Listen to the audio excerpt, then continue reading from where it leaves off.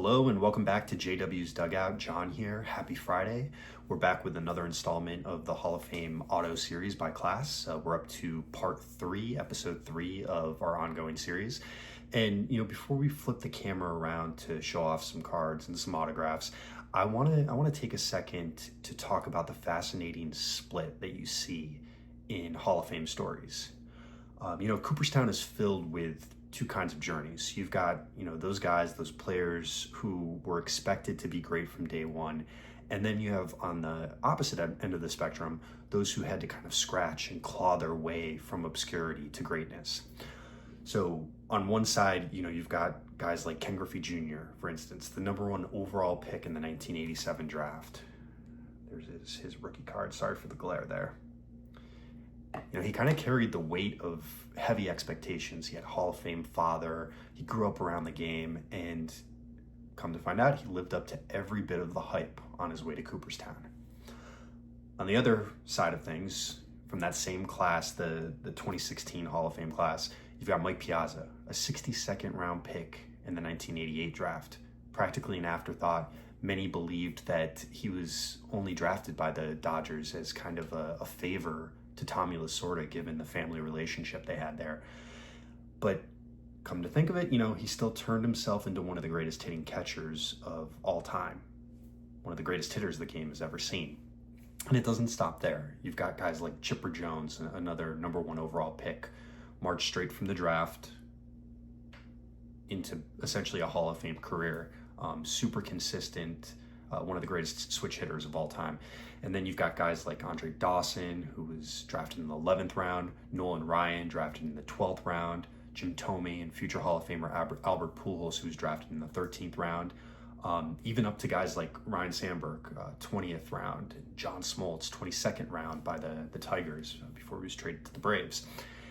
And these are guys that weren't handed the, quote-unquote destined for greatness label, but they still etched their names into baseball history. And so I think the lesson here is nothing is guaranteed. Not every top pick is going to make it, is going to pan out. Not every late rounder is going to, fade away into obscurity. That same uncertainty, I think, is what makes collecting vintage baseball cards in particular so special. Each piece of cardboard has a story to tell, whether it's an anointed star or an overlooked underdog who ends up having a Hall of Fame career. So we're going to rewind a little bit and take a closer look today at the Hall of Fame classes of 2017 and 2016, two really important groups, a lot of great autographs. So let's flip the camera around and dive in a little bit deeper. All right, guys, let's get started with the class of 2017.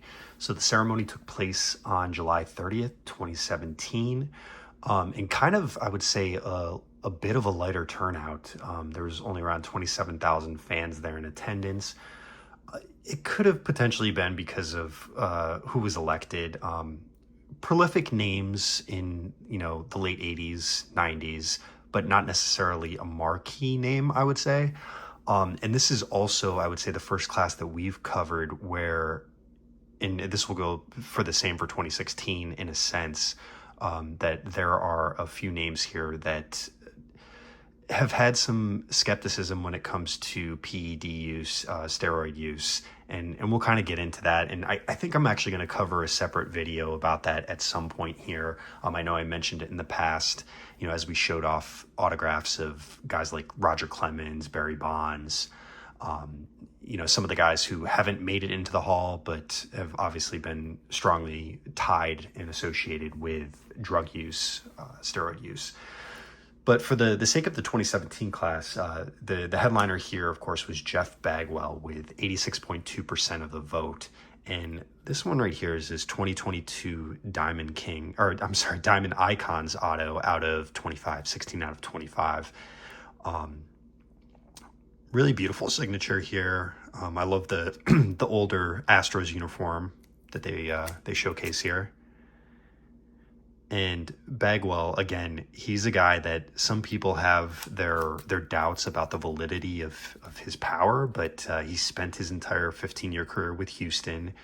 Came up in the Red Sox farm system and then was traded to Houston, but an absolutely powerful first baseman for the Astros.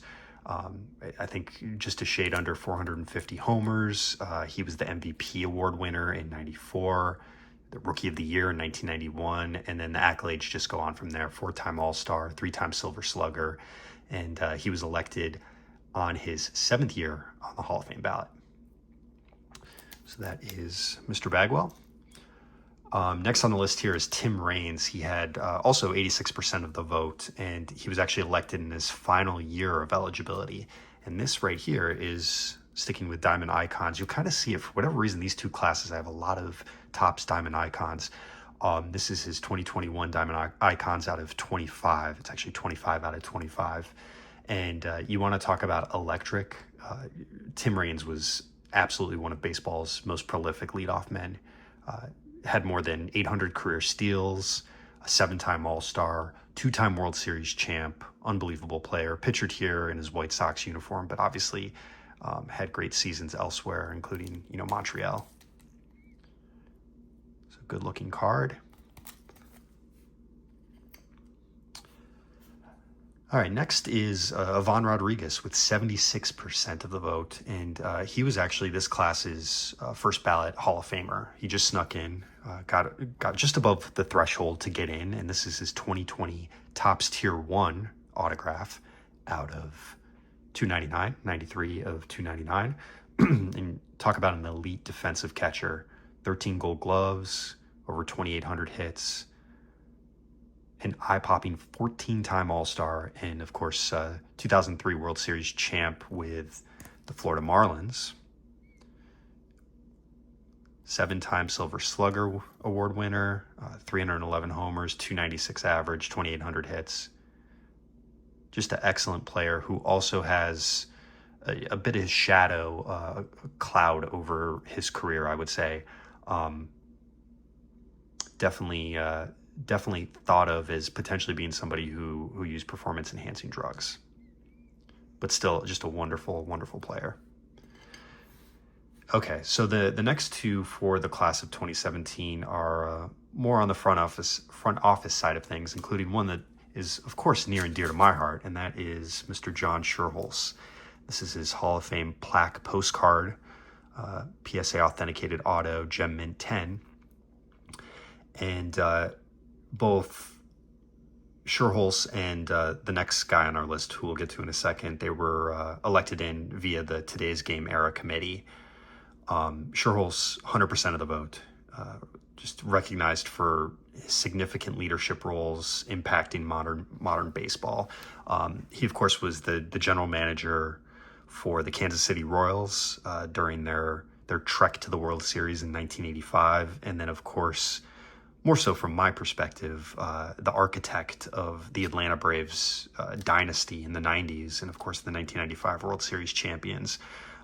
Just a wonderful person in the front office, meticulously, managed the roster and made move after move to ensure that the Braves wound up at the top of the NL East. And I added this one to my collection probably 3 or 4 years ago, but really happy to get it. I love the HOF 2017 inscription, and really, really happy to have it. Last for the 2017 class is someone who people either tolerate or they hate, to be honest with you, and that's Bud Selig. And this is his 2022 Absolute Iconic Ink out of 45. This is 26 of 45. It is a sticker auto. Bud Selig, for whatever reason, on baseball cards, hard to find on card. Not many out there, so had to settle with a sticker auto. But of course, Selig, as we all know, former MLB commissioner, the 9th commissioner ever in the history of baseball. And he oversaw a lot. I mean, we're talking everything from the 1994 strike to the introduction of the wild card. With the strike, he obviously played a prominent role in negotiations and whatnot. But like I said, the introduction of the wild card, interleague play in the late 90s, and so much more. The steroids and performance-enhancing drugs, it's kind of a recurring theme throughout the conversation here of this video. Selig was obviously the man in charge of baseball during that time and was criticized heavily for the actions that he took to ensure that baseball was a clean sport. So he still gets a lot of negative comments for the way that he handled baseball during that period. There is a fantastic book, and I'm just blanking on the author right now. I think it was called The Game. I read it 5 or 6 years ago. It was a writer from New York who put it together, and it was just a fantastic look inside the 1994 strike, the performance-enhancing era, and everything that went along with that from a front office and commissioner's office perspective. So highly recommend it. I'm going to look back just to make sure I have the title right at some point. Maybe I'll put it in the comments or in the video description. But this is Mr. Bud Selig. All right.